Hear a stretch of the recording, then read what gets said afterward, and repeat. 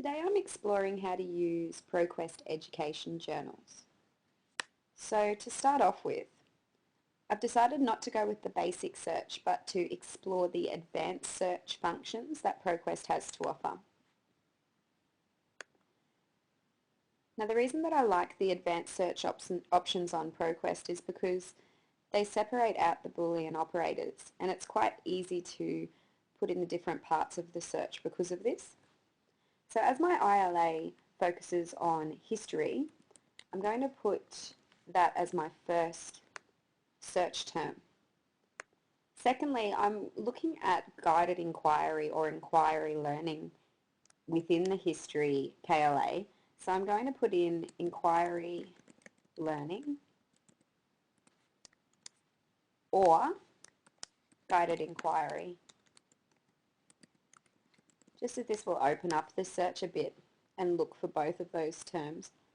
And I also want to look for high school,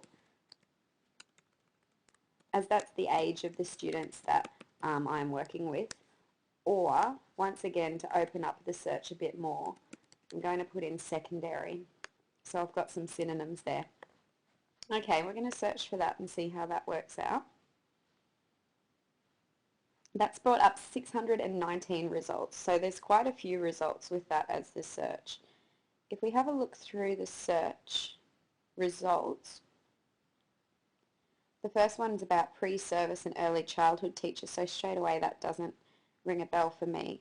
There's a couple of Kilthau journals there, which I've already used previously, but that's good to know. Designing an online community. There's quite a few websites here which include the words guided inquiry or inquiry learning or high school, but they don't actually specifically relate to what I'm looking at, which is inquiry learning within the history classroom context. So I think what that means is that it's a good idea to modify my search, particularly because I've got so many results. I think I need to work on that a little bit more. So if we click modify search up the top here, I noticed that quite a few of those articles were just an extract. So I'll click full text so that I can get only those texts which I have access to the full text. Also, one of the great features within the advanced search with Proquest is this drop-down box to the right, which says where you want to find the words within the article. So I'm looking specifically for inquiry learning and I want that to be the focus of the text.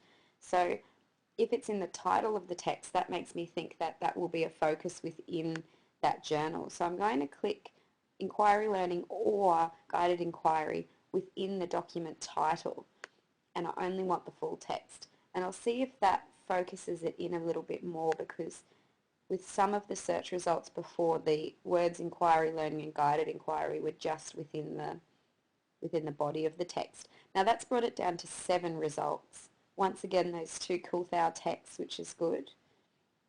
A narrative inquiry.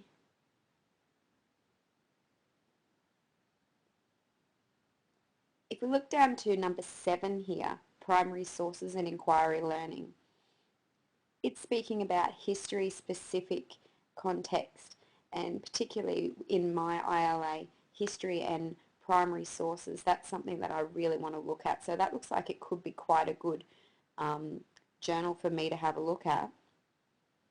And if we look in here, the questions that the students came up with in their history inquiry is central to what is being explored in this paper,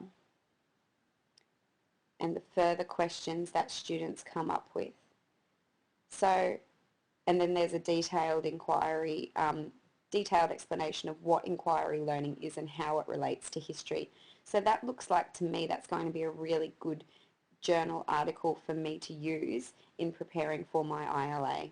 So that refining my search by using the full text and also the title only for inquiry learning and guided inquiry, that's produced a much more refined and better selection of text for me to look at.